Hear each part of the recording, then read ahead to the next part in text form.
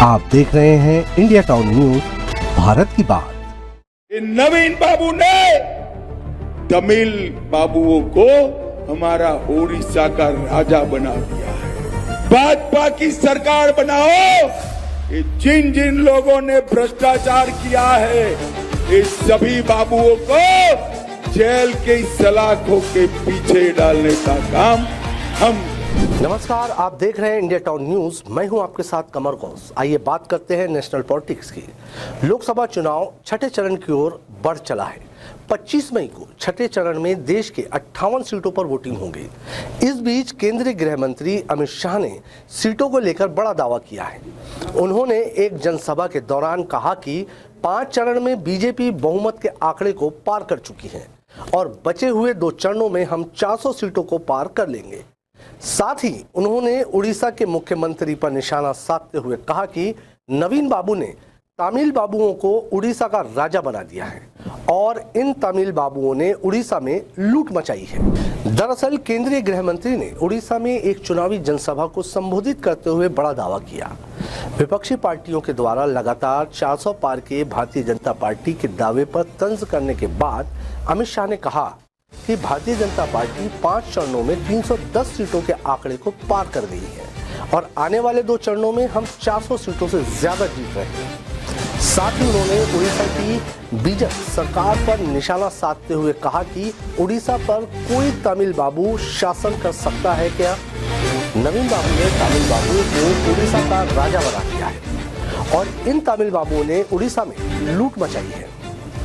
आगे उन्होंने कहा कि मैं नवीन बाबू से सीधा सवाल पूछता हूं और मुझे उनके बाबू का नहीं, उनका जवाब चाहिए। महाप्रभु के रत्न भंडार की चाबियां कहां गायब हो गई? नवीन बाबू मुझे जवाब दें कि डुप्लीकेट चाबियां बनाई गई या नहीं।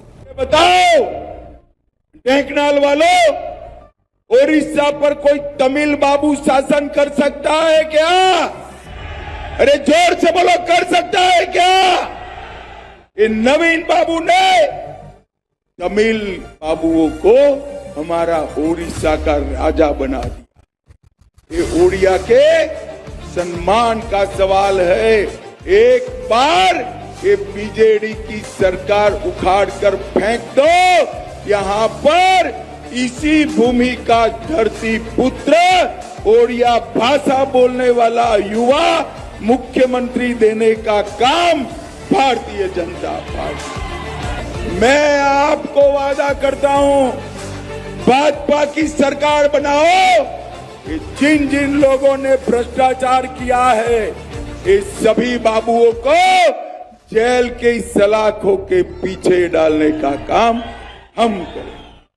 ये महाप्रभु के रत्न भंडार की चाबियां गुम हो गई, डुप्लीकेट चाबी बनाई, इसकी रिपोर्ट गुम हो गई और कहते भी नहीं है कितना हेर फेर किया।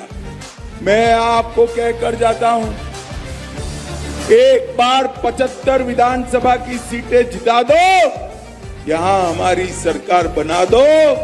महाप्रभु के रत्न भंडार की पाई पाई ढूंढकर उनको गुम करने वालों को हम सजा देने का काम करेंगे। इसके अलावा उन्होंने उत्तर प्रदेश के सिद्धार्थनगर में चुनावी रैली को संबोधित करते हुए कहा, इस चुनाव में इंडिया गठबंधन का सूपड़ा साफ हो गया है। चुनाव के 5 चरणों में मोदी जी 310 पार कर गए हैं। भारतीय जनता पार्टी एक बार फिर सरकार बना रही है। साथ ही उन्होंने दावा करते हुए कहा कि कांग्रेस को इस बार 40 सीटें भी नहीं मिलने वाली। अखिलेश यादव को 4 सीटें भी नसीब नहीं होगी। विपक्ष के पास पीएम उम्मीदवार भी नहीं है और विपक्षी गठबंधन देश का भला नहीं कर सकता। 5 का परिणाम सुनना है क्या?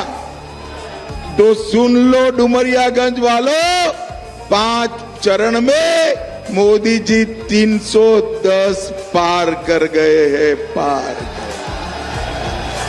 और ये जो इंडिया अलायंस है ना, इंडिया अलायंस, इसका सुपड़ा साफ हो गया है। मेरी बात याद रखना, राहुल बाबा आप भी सुन लेना। मैं आप डुमरियागंज वालों सबसे पहले आपको बताकर जाता हूं, कांग्रेस इस बार 40 भी पार नहीं कर रही है, 40 भी पार। और अखिलेश जी को 4 सीट भी नसीब नहीं होने वाली है। इसी बीच राजनीतिक विशेषज्ञों और राजनेताओं ने चुनाव रिजल्ट को लेकर अपना अपना आकलन जनता को बताया है।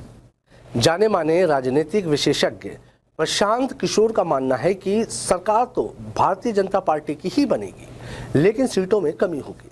वहीं योगेंद्र यादव का मानना है कि बीजेपी बहुमत के आंकड़े को पार नहीं कर पाएगी और उसे 50 सीटें कम आएगी। अब 4 जून को पता चलेगा कि किसका विश्लेषण कितना सही साबित होता है। आज के नेशनल पॉलिटिक्स के सेगमेंट में फिलहाल इतना ही। मुझे दीजिए इजाजत और देखते रहिए इंडिया टाउन न्यूज़। नमस्कार।